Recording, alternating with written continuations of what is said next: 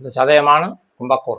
ചതയത്തിൽ പറയുമ്പോൾ ഒരു കാര്യമാണ്, നിങ്ങൾ മന്ത്രതന്ത്രങ്ങൾ പഠിക്കാൻ കഴിവുള്ളവരാണ്. ഇപ്പോൾ അങ്ങനെ പഠിക്കുന്നവരാണെങ്കിൽ വഴിയിലാക്കി കളയരുത്, വഴിയിലിട്ട് കളയരുത്, മുടങ്ങരുത്. അല്ല, അങ്ങനെ മുടങ്ങിയാൽ നിങ്ങൾക്ക് പറ്റാൻ പോകുന്ന എന്താണെന്ന് പറയുമ്പോൾ അവസാനം നിങ്ങളോട് മറ്റുള്ളവരെ പഠിപ്പിച്ചവരോ പറയും, don't cry over the spilt milk. അത് ഉണ്ടാവരുത്. ഗോ ഫോർവേഡ്, ബ്രേവലി ഗോ ഫോർവേഡ് എന്ന് മാത്രമേ ഈ ആഴ്ച നിങ്ങൾക്ക് അതിൻ്റെ അനുഭവം ഉണ്ടാകും. അടുത്തത് പൂരട്ടാതിയാണ്. നിങ്ങൾ 2 ജോലി ചെയ്യാൻ കഴിവുള്ളവരാണ്. ജോലി ഉണ്ടെങ്കിലും നിങ്ങൾ ബിസിനസ് ചെയ്യും, അതിൽ നിന്ന് ലാഭം കിട്ടും. നിങ്ങൾ ഭവനം വാങ്ങും, കട നടത്തുന്ന ഒരാളെ കട മാറി വേറെ കട തുടങ്ങും. ഒന്നിനും പിന്നോട്ട് നോക്കേണ്ട ആവശ്യമില്ല. പരാജയ ഭീതി ഉള്ളവരല്ല നിങ്ങൾ.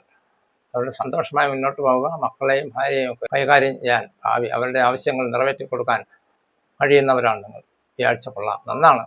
ഉത്രട്ടാതിക്ക് ഭാഗ്യം പറയുന്ന ഒരുപിടി നക്ഷത്രങ്ങളിൽ പ്രധാനമാണത്. സ്ത്രീ പുരുഷ ഭേദമന്യേ ഉയർച്ചയ്ക്കുള്ള സാധ്യത ഇവിടെ കാണുന്നു. നിങ്ങൾ ചിലപ്പോൾ വിചാരിക്കാം, ജന്മത്തിലാണല്ലോ ശനി, അതുകൊണ്ട് കുഴഞ്ഞല്ലോ, ശനിയെ ആവശ്യമില്ലാതൊന്നും പറയേണ്ട കാര്യമില്ല. അദ്ദേഹം ഇപ്പോൾ വക്രത്തിലാണ്.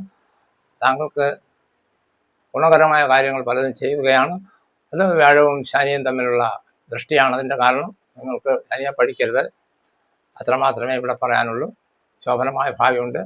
27ാമത്തെ നക്ഷത്രം മീനക്കുള്ളിലെ ലാസ്റ്റ് നക്ഷത്രം ആണ് രേവതി. രേവതിക്ക് ഗംഭീരമായ ഭാഗ്യം സകല മാന്ത്രികരും താന്ത്രികളും ജ്യോതിഷികളും പറയുന്ന അവസരമാണ്. നിങ്ങൾ എടുത്തിയാട്ടക്കാരൊന്നുമല്ല. അഥവാ എന്തെങ്കിലും സന്ദർഭവശാൽ ആരെങ്കിലും എന്തെങ്കിലും പാപമായി പറഞ്ഞു പോയാൽ ആ പാപം തിരിച്ചെടുക്കാൻ കഴിവുള്ളവരാണ്. നിങ്ങൾ ചെന്ന് അവരോട് സോറി പറയുന്നവരാണ് ഈ ആഴ്ച. നമുക്ക് ഉയർച്ചയുണ്ട്, ഫ്രണ്ട്ഷിപ്പ് കൂടും. നിങ്ങൾക്ക് ഭഗവാനെ കൈയെടുക്കുക, ഭഗവാൻ വിഷ്ണുവിനെ, അദ്ദേഹത്തിന് അഷ്ടോത്തരം ചെയ്യുക, രക്ഷപ്പെടാം. എൻ്റെ വീഡിയോ കാണുന്നവരോട് എനിക്ക് നന്ദിയുണ്ട്. നിങ്ങൾ സബ്സ്ക്രൈബ് ചെയ്ത് എന്നെ സപ്പോർട്ട് ചെയ്യണമെന്ന് അപേക്ഷിക്കുന്നു.